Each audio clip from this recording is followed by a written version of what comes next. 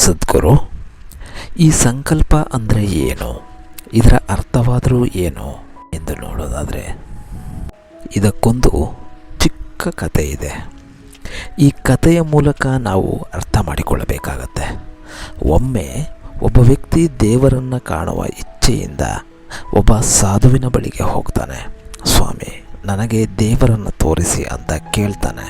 ತಕ್ಷಣ ಆ ಸಾಧು ಆತನ ಕಣ್ಣುಗಳನ್ನು ನೋಡಿ ಹೇಳ್ತಾನೆ, ನೀನು ಪರಮಾತ್ಮನನ್ನು ಕಾಣಬಹುದು, ನನ್ನ ಬಳಿ ಬಾ ಅಂತ ಕರೆದುಕೊಂಡು ಒಂದು ನದಿ ಬಳಿ ಹೋಗ್ತಾನೆ.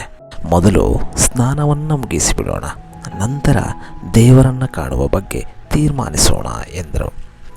ಆತ ಆಗಲಿ ಸ್ವಾಮಿ ಅಂತ ಸ್ನಾನಕ್ಕೆ ಅವರೊಡನೆ ನೀರಿಗೆ ಇಳಿತಾನೆ. ಆತ ನೀರಿನಲ್ಲಿ ಮುಳುಗುವಾಗ ತಕ್ಷಣ ಆ ಸಾಧು ಆತನ ತಲೆಯನ್ನು ನೀರಿನಲ್ಲೇ ಮುಳುಗಿಸಿ ಹಿಡಿದುಕೊಳ್ತಾನೆ. ಆತ ಪ್ರಾಣ ಭಯದಿಂದ ತಪ್ಪಿಸಿಕೊಳ್ಳೋದಕ್ಕೆ ಹರಸಾಹಸ ಪಡ್ತಾನೆ.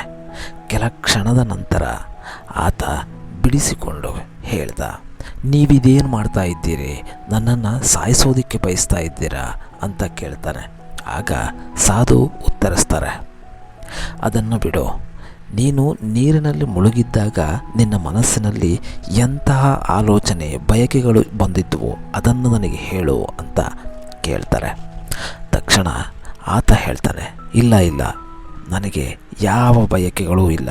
ಸದ್ಯ ಪ್ರಾಣ ಅನ್ನೋದು ಒಂದು ಮುಕ್ಕಿದರೆ ಸಾಕು, ನಾನು ಏನು ಬೇಕಿದ್ರೂ ಮಾಡ್ತೀನಿ, ಮೊದಲು ನಾನು ಬದುಕಿದರೆ ಸಾಕಪ್ಪ ಅಂತ ಅನ್ನಿಸ್ತಾ ಇತ್ತು ಅಂತ ಹೇಳ್ತಾನೆ. ನಂತರ ಸಾಧು ಹೇಳ್ತಾರೆ, ನೀನು ಪರಮಾತ್ಮನನ್ನು ಕಾಣುವುದಕ್ಕೆ ಇರುವಂತಹ ರಹಸ್ಯ ಕೂಡ ಇದೆ. ನಿನ್ನೊಳಗಿನ ಸುಪ್ತ ಸಂಕಲ್ಪವನ್ನು, ದೃಢ ಶಕ್ತಿಗಳನ್ನು ಜಾಗೃತಗೊಳಿಸಬೇಕು. ಸಂಕಲ್ಪದ ತೀವ್ರತೆಯನ್ನು ನೈಜ ಕ್ಷಣದಲ್ಲಿ ಮಹತ್ತರವಾದಂತಹ ಶಕ್ತಿಯ ಉತ್ಪತ್ತಿಯಾಗುತ್ತೆ. ವ್ಯಕ್ತಿ ಜಗತ್ತನ್ನು ತೊರೆದು ಸತ್ಯವನ್ನು ಪ್ರವೇಶಿಸಬಹುದು. ಸ್ವಪ್ನದಿಂದ ದೂರವಾಗಿ ಸತ್ಯದಲ್ಲಿ ಜಾಗೃತರಾಗಬೇಕು. ಇದಕ್ಕಾಗಿ ನಿರಂತರ ಸಾಧನೆಯಲ್ಲಿರಿ. ಜಲಪಾತದ ಅಡಿಯಲ್ಲಿ ಕಲ್ಲು ಬಂಡೆಗಳ ಚೂರುಗಳು ಆಗಿರುವ ರೀತಿಯಲ್ಲಿ ನೀವಿರಿ. ನಿನ್ನ ಅಜ್ಞಾನ ಚೂರಾಗಿ ಹೋಗಲಿ. ಸ್ವಪರಿಶ್ರಮದಿಂದ ಅದನ್ನು ಕಂಡುಕೋ. ಸತ್ಯ ಮನುಷ್ಯನಿಗೆ ದಾನವಾಗಿ ನೀಡಲ್ಪಟ್ಟಿಲ್ಲ, ಅದೊಂದು ಸಾಧನೆ. ನಿನ್ನೊಳಗೆ ಸಂಕಲ್ಪಕ್ಕೆ ಸತತ ಪರಿಶ್ರಮ ಮತ್ತು ಅಗಾಧವಾದ ಸಹನೆ ಬೇಕು. ಸತ್ಯಕ್ಕೆ ಅಂತ್ಯ ಇಲ್ಲ, ನಿರೀಕ್ಷೆಯಲ್ಲಿ ಅಪಾರವಾದ ಸಹನೆ ಇರಲೇಬೇಕು.